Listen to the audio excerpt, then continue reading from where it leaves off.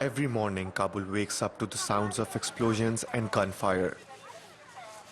Unlike in the past, Afghan army and police officers are no longer the main targets. In the past 3 years, more than 65 civil society activists and journalists have been killed in a campaign of targeted assassinations. Among the killed are staff members from this private television news channel, One TV. Journalists were killed in a bomb explosion at the Shashdarak roundabout in Kabul in 2018. Among them were our colleagues Nawroz Ali Rajabi and Ghazi Razoli. Nowadays, reporters are directly targeted. Previously, they were targeted, but not individually. Many journalists have left the country. Most of our female colleagues have left their jobs. Their safety is more important than anything else, and right now it cannot be guaranteed. Aman Farhang is one of the few One TV journalists who continue to report from the field. He has already been injured by attacks twice while at work. For the past 3 months, the editorial meetings have been held remotely. On the other end of the line are 2 of the channel's editorial heads. They have been forced to leave the country after receiving threats. About 100 district police chiefs have been appointed.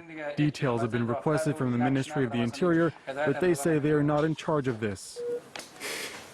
Because of the threats, some of our colleagues are working from home. The threat of targeted assassinations has increased in recent months. Many journalists have been killed in Helmand province and Kabul. The security services have told us to be careful.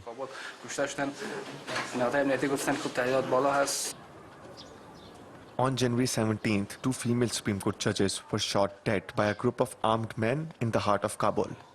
The attack occurred only a few meters away from the home of one of them. She said goodbye and left. 4 minutes later, I heard gunshots. We ran into the streets. We saw the car had stopped. My sister was in the back. She was dead. Approximately 300 women serve as judges in Afghanistan, a major step forward since the fall of the Taliban regime in 2001, which did not allow women to work. She had been working for 34 years. She loved her work, her country, her people, her family. She traveled to France, the United States and Korea. I told her several times not to come back home, to stay there because of the situation here. She always refused. She told me, I love my country and I want to come back. The government has failed to protect them. No one from the Supreme Court came to offer their condolences because they're afraid for their safety. But they clearly don't even care about the safety of their own judges.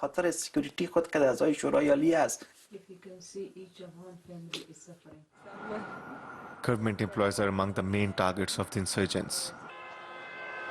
Frishta Hussaini Sadat works at the municipality and is a former taekwondo champion. 3 years ago, she escaped death when she was stabbed by a group of men near her home. I tried to defend myself and they hurt my hand here. There were 3 of them with knives. They tried to stab me in my belly, but they didn't succeed. I was hit in the elbow, knee, foot and hand. I have scars all over my body.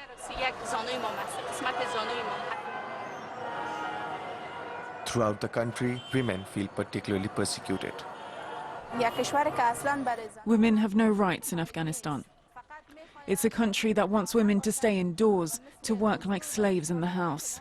And that's why I can't say that only the Taliban are behind these attacks. They may come from several groups who have a very conservative mindset and do not want progress in Afghanistan.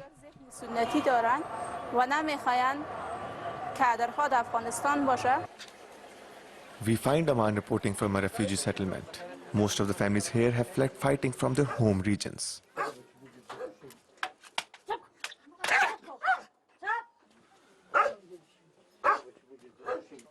Aman has received a tip from a local representative of the camp.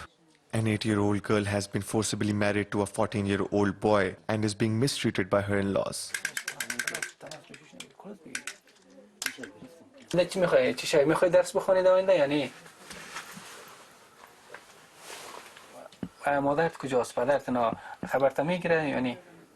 نمیگیره. In Afghanistan, there are many subjects that need to be reported on: poverty, economic problems, insecurity, forced marriage, underage marriage.